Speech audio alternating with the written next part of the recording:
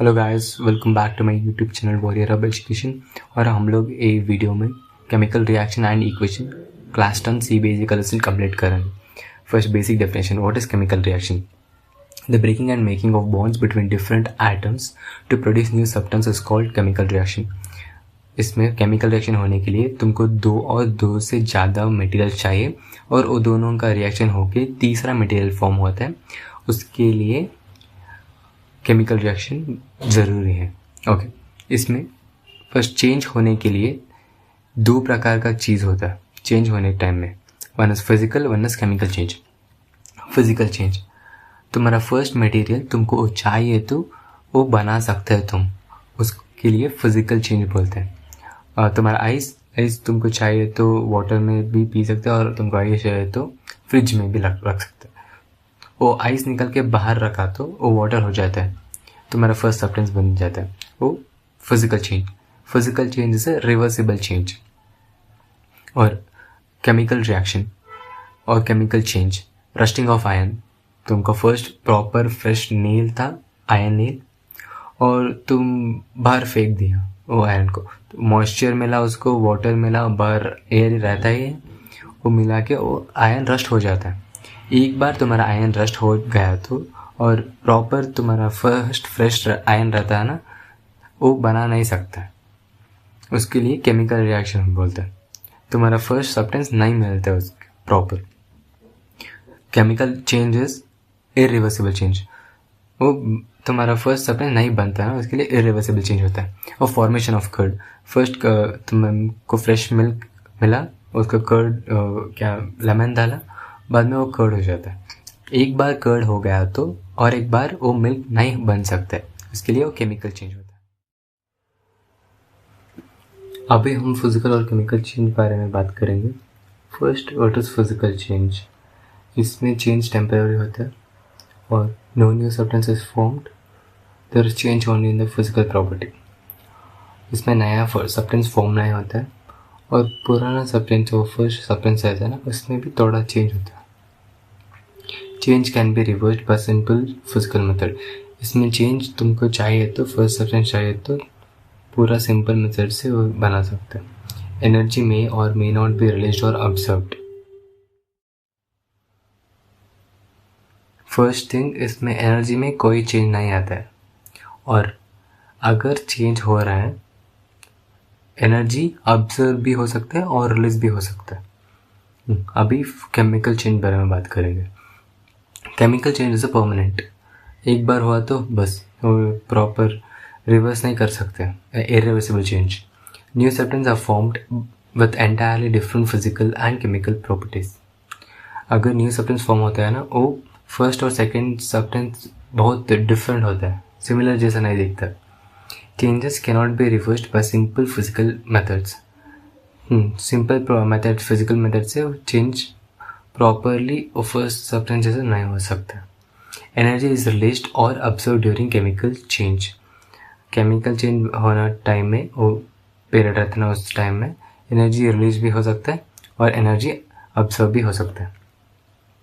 Any change that involves chemical changes is called chemical reaction. कोई भी change हो सकता है, और केमिकल चेंजेस और रिएक्शन में हो गया तो वो केमिकल रिएक्शन कहलाता है। Okay, chemical equation. To represent of chemical reaction in the form of formulae of reactant and product separately by an arrow is called chemical equation.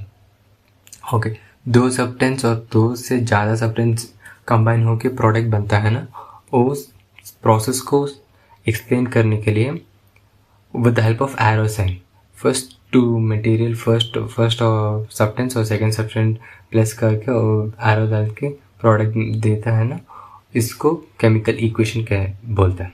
और केमिकल इक्वेशन में दो प्रकार का होता है, one is word equation, one is chemical equation.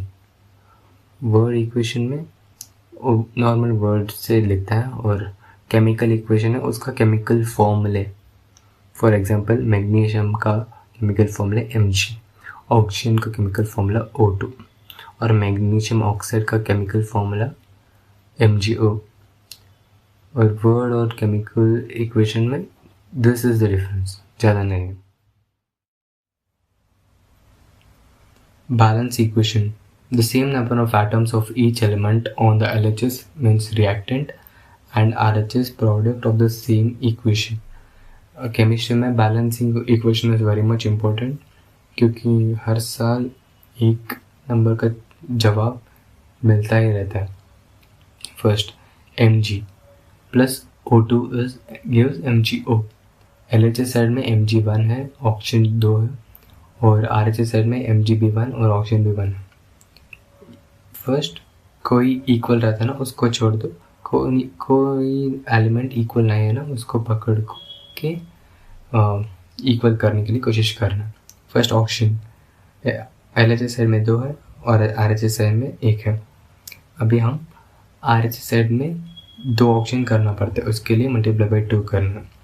अभी कभी भी हम मल्टीप्लाई बाई 2 करते हैं ना, इधर ऑक्सीजन RHS साइड में 2 हो जाता है.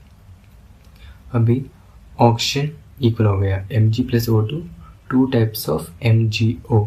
इधर एक एलिमेंट ऑक्सीजन पूरा कंप्लीट हो गया बैलेंसिंग. और अभी हम Mg प्लस O2 2 MgO हो गया, ऑक्सीजन इक्वल है. अभी मैग्नीशियम डिफरेंट हो गया, Mg1 है और RHS साइड में Mg2 है. दिस टाइम हम LHS Mg को मल्टीप्लाई बाई 2 कर रहे हैं. अभी कभी हम मल्टीप्लाई बाई 2 करते हैं, 2 Mg plus O2 gives 2 MgO. इस ए टाइम में both LHS and RHS are equal. ऐसा करना पड़ता है. ट्रायल एंड एरर मेथड भी होता है, ये बहुत आसान मेथड भी हो जाता है. 2 एलिमेंट में इजी हो जाता है, अगर बहुत एलिमेंट थोड़ा बड़ा एलिमेंट दिया तो डिफिकल्ट हो जाता है. अभी नेक्स्ट एग्जांपल देखेंगे. फर्स्ट Fe वाटर के साथ रिएक्शन करके Fe3O4 plus H2. Feb LHS side में 1, हाइड्रोजन 2 और ऑक्सीजन 1, और RHS साइड में देन Fe3 हाइड्रोजन 2 ऑक्सीजन 4. अभी हम Fe को देखेंगे. फर्स्ट एलिमेंट ए साइड में RHS साइड में 3 है और LHS साइड में 1 है. मल्टीप्लाई बाई 3 करके RHS साइड में भी इक्वल कर देंगे. ओके, इधर 3 Fe हो गया और plus 2 H2O, then Fe3O4 plus H2. Hydrogen दोनों साइड में इक्वल है, 2 और 2. सो अभी हाइड्रोजन का बैलेंस करने का कोई ज़रूरत नहीं. ऑक्सीजन LHS साइड में 1 है और RHS साइड में 4 है. अभी हम ऑक्सीजन को मल्टीप्लाई बाई 4 करना है. सो LHS और RHS इक्वल करने के लिए व्हेनेवर कभी भी हम ये कंडीशन में मल्टीप्लाई बाई 4 करते हैं ऑक्सीजन को, और मल्टीप्लाई LHS और RHS दोनों इक्वल हो जाता है. ए टाइम में Fe भी इक्वल और हाइड्रोजन भी इक्वल एंड ऑक्सीजन भी इक्वल होता है. कब हम मल्टीप्लाई बाई 4 करते हैं ऑक्सीजन को, हाइड्रोजन 8 टाइम्स हो जाता है LHS में, क्योंकि वो 4 H2 हो जाता है ना. ऑक्सीजन हमको LHS में 4 चाहिए. कभी हम 4 लिखते हैं वाटर मॉलिक्यूल के साथ, वो हाइड्रोजन 8 हो जाता है. 4 हियर और H2 पहले है, ऐसा ही रहता है. 4 to 8 हाइड्रोजन LHS साइड में हो जाता है और RHS में अभी भी ऑक्सीजन 2 है. सो नेक्स्ट स्टेप में हाइड्रोजन इक्वल करना है. सो RHS में 2 into 4 में किया तो 8 होता है. 2 साइड में LHS और RHS इक्वल हो गया, ऐसे ही इक्वेशन बैलेंस हो गया. Okay, informative equation.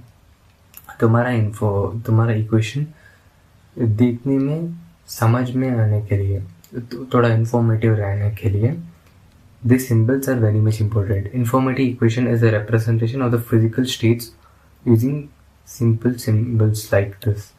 Okay. पूरा एलिमेंट उसका काम क्या है वो लिखने के लिए एवरी इक्वेशन में नहीं हो सकता. इसके लिए वो दिया है क्या करना है, और एक एक कंडीशन में एक एक वर्ड है. ओके, अभी फिजिकल स्टेट में सॉलिड है तो S, लिक्विड है तो L, और गैसेस है तो G. और evaporation of gases A up arrow भी दिखा सकता है.